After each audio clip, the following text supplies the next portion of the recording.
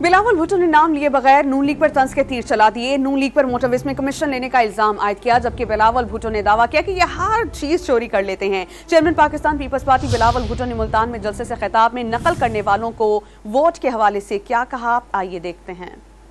मैंने तो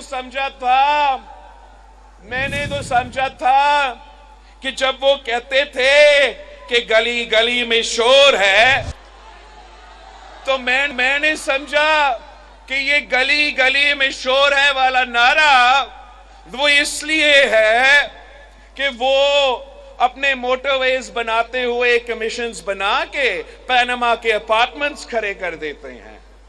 मगर असल में ये जो गली गली में शोर है वाला नारा, ये पनामा की वजह से नहीं, ये इसलिए कि ये हर चीज चोरी करते हैं भाई। नकल करने वालों पे मोर दाने के बजाय तीर पर ही थप्पा लगा दे, हम इंशाअल्लाह ताला असली काम करेंगे।